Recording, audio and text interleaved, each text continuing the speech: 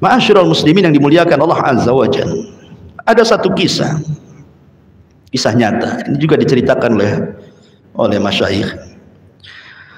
Jadi suatu ketika ada orang kaya ceritanya. Ada orang kaya sedang berjalan-jalan. Dia menggunakan pakaian yang bagus, yang indah. Suami istri, orang kaya, jalan kaki, jalan-jalan.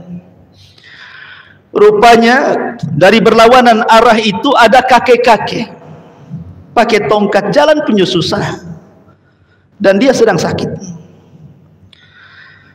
Akhirnya ketika kemudian berpapasan, qadarullah ada lubang-lubang itu penuh air.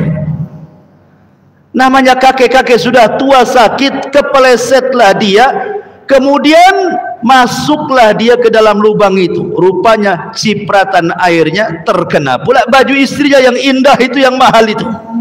Marah istrinya, marah. Kemudian dia ngeluh kepada suaminya.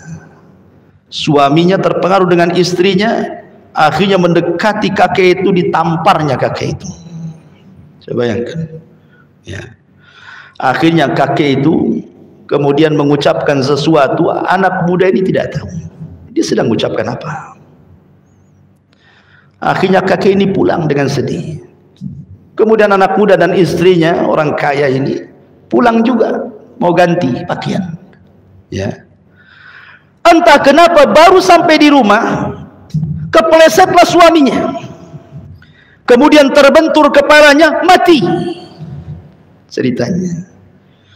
Akhirnya istrinya nuduh, jangan-jangan disihir kakek tadi, jangan-jangan kakek itu penyihir itu katanya. Akhirnya kemudian dituduhlah kakek itu penyihir. Keluarganya kumpul, akhirnya melapor ke mahkamah.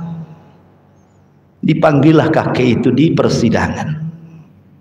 Di sini hakim kemudian bicara, wahai kakek, saya ingin bertanya, betul apa yang dikatakan keluarga korban ini, bahwa engkau menyihir suaminya?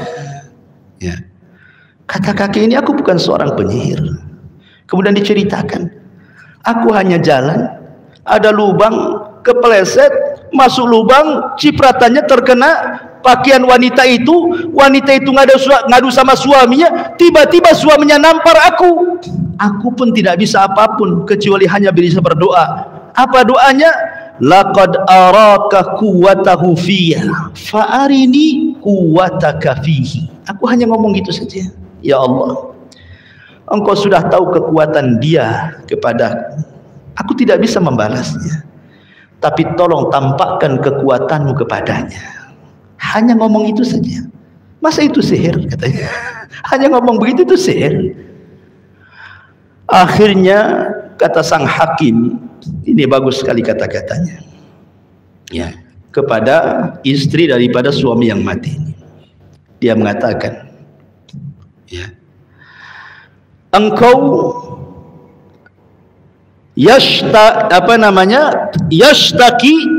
tashtaki ila habibiki falatomahu hadal ajuz. Suamimu, engkau mengadu kepada orang yang kau cintai. Akhirnya orang yang kau cintai, suamimu, menampar pula kakek ini. Tapi kakek ini mengadu kepada Allah yang dicintainya, maka Allah membunuh suamimu.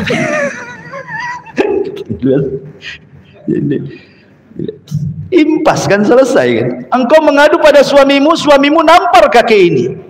Kakek ini ngadu sama Allah, Allah bunuh suamimu. Selesai, tidak ada persidangan. Menang kakek itu.